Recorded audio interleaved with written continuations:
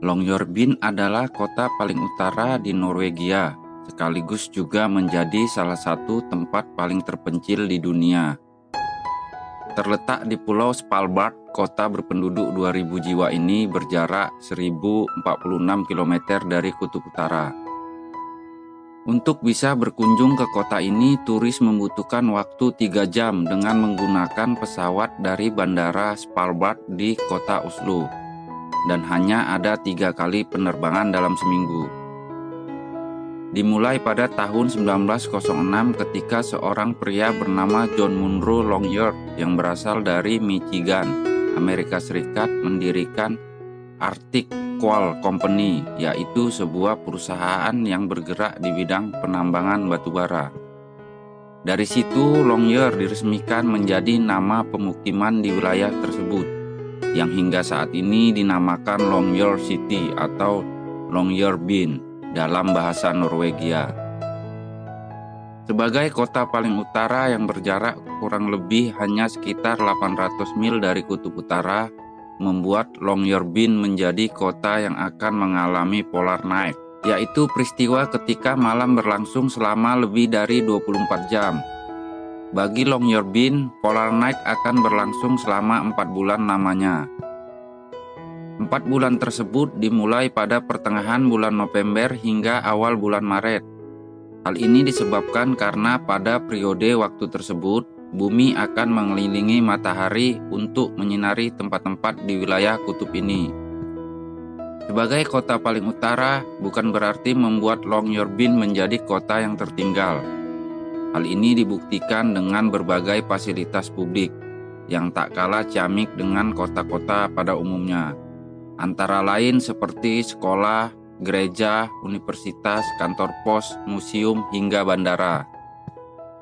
Sudah menjadi hal yang biasa bagi penduduk kota ini ketika mereka membuka rumah.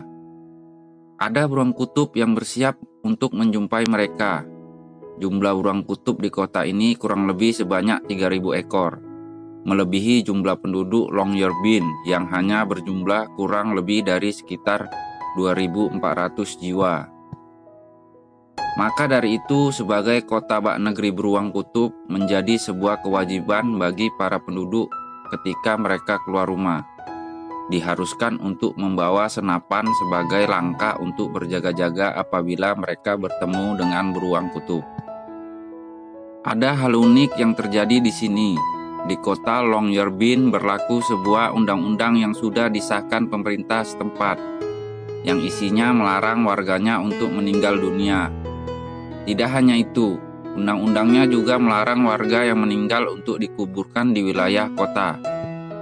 Jadi warga harus tahu kapan kira-kira mereka meninggal, sehingga bisa keluar kota agar bisa segera dikuburkan. Meski terdengar aneh, ternyata ini semua ada alasannya. Pemerintah Longyearbyen mengeluarkan larangan meninggal untuk melindungi warga lain. Longyearbyen merupakan kota kecil yang indah di daerah lembah. Tapi ketika mendengar ada undang-undang yang melarang warga meninggal, mungkin bikin kita merinding, sekaligus bertanya-tanya. Apa alasan dibalik undang-undang kontroversial tersebut? Karena faktanya, semuktahir apapun teknologi, kita tidak bisa melarang orang yang memang sudah ditakdirkan meninggal. Aturan tersebut berlaku karena kondisi tanah yang membeku, sehingga bakteri dan serangga pengurai kesulitan hidup. Alhasil jenazah yang dikubur tidak akan pernah bisa membusuk secara alami. Longyearbyen sendiri hampir selalu bertemperatur rendah dan diselimuti salju, karena memang berlokasi di wilayah kutub. Jadi jika ada yang mau mengubur jenazah, maka mayat itu akan selalu utuh. Hal ini akan berbahaya jika jenazah punya riwayat penyakit, sebab virus akan tetap bisa hidup dan beresiko menginfeksi warga ketika tanah yang tadinya beku mencair. Bahkan virus flu Prancis yang sempat jadi pandemi pada 1971-1920 masih bersemayam pada jenazah-jenazah yang dikubur sebelum larangan berlaku.